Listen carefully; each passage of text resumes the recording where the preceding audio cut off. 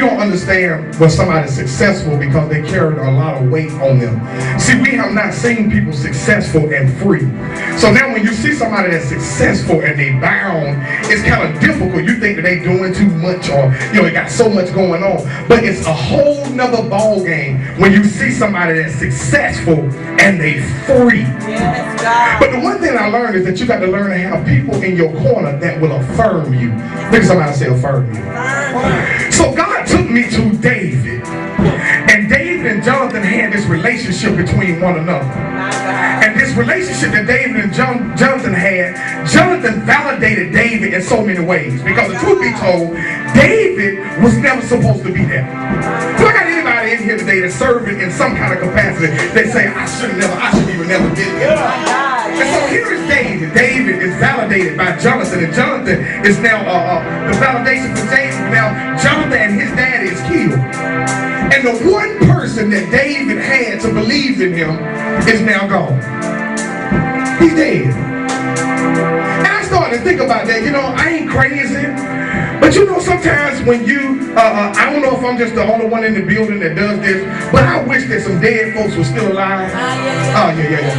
Y'all ain't feeling me. See, David, I know, because Jonathan was validating him. Jonathan was the one that had his back, and all of a sudden, Jonathan gone. See, I know my great grandmother had my back, and she had my best interest at heart, and so now, when I get friends and associates, they come around me for the wrong reason. But every now and then, I just wish that somebody that was around me to validate me that I know had my back. Good God Almighty.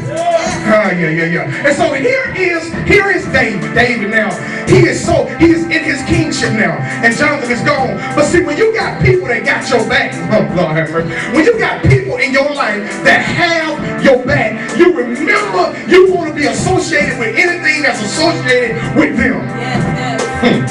Anything. So the only thing that was left was, I know y'all know Mephibosheth, this cripple boy. And David remembered, because his relationship with Jonathan, he said, you know what?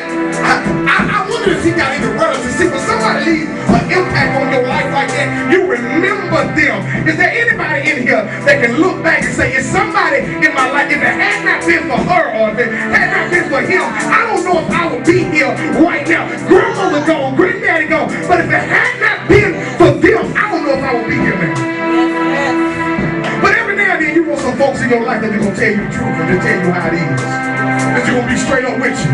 They can keep it real. That ain't trying to gain no position. That ain't jockeying for a position. That ain't looking at your little success and saying, what can I do to get some of that? In other words, all I'm trying to do is support you in what you do. See, that was the relationship David Jonathan had. So he called his son Mephibosheth to the table. It was an interesting part, because I see this when they brought him in.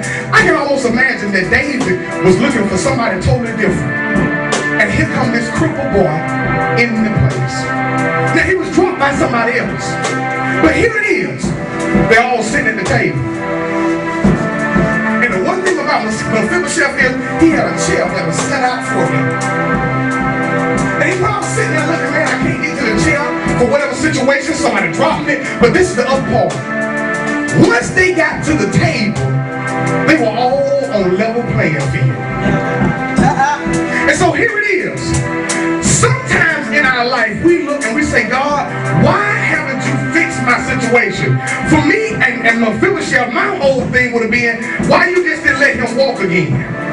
Why you didn't give him take him from being a cripple and give him back his dignity? So I said. But God said, watch this, look at the table. At the table, God says, I'm gonna prepare a table in the presence of thine enemies. At the table, Mephibosheth is sitting at the table, and his legs are covered up. Good God Almighty.